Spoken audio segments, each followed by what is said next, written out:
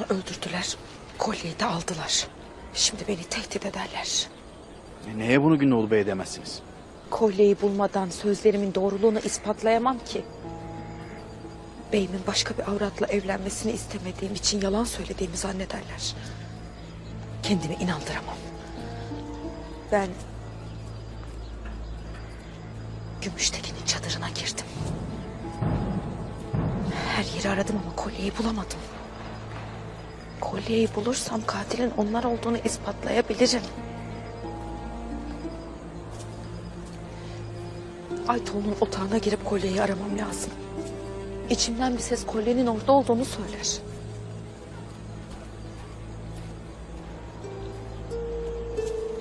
Tamam, onu da anladık.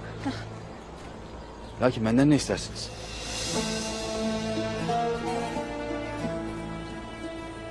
Banu Çiçek'le konuşmanı.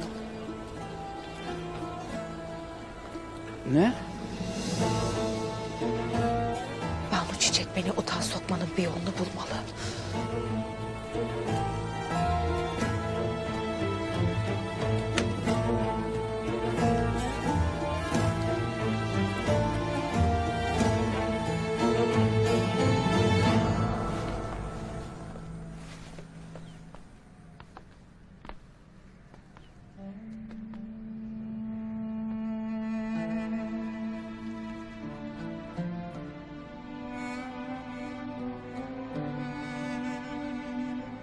Allah'tan ümit kesilmez beyim.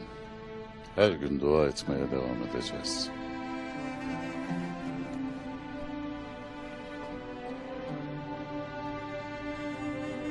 Dağlar kan denizine dönse de Noyan yaptıklarının bedelini ödeyecek Artuk Bey. Sen oldukça bundan bir lahza bile tereddütüm olmaz beyim.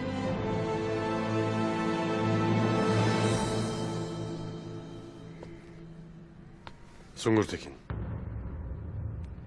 Aksakalları bilir Artuk Bey. Ögeday'ın ordusundaki Oğuzları ordudan koparmak için bizden yardım ister. Sungur Tekin bunu nasıl yapacak beyim? Oğuz Kağan'ın mührüyle. Mühür onda mı? Evet. Ögeday'ın ordusundaki kardeşlerimize kim olduklarını hatırlatmak ister. Eğer bunu başarabilirse Ögeday'ın ordusunu Anadolu'ya girmeden zayıflatabilirsek kan dökülmeden devletimizi kurtarabiliriz der. Ben gereğini yapacağım beyim.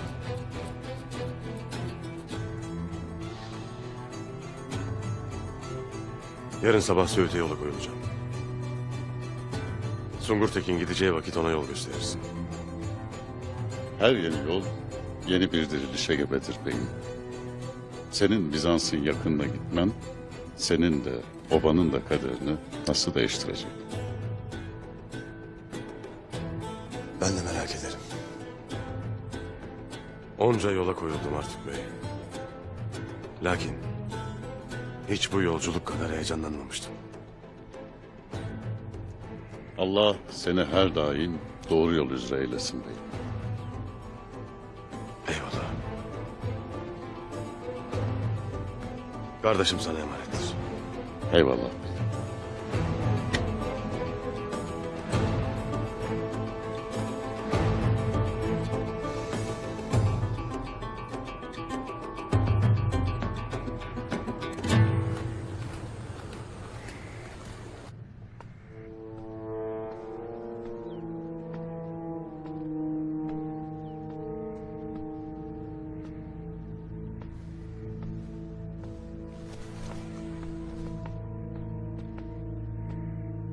Beni görmek istemişsin Efresiyap.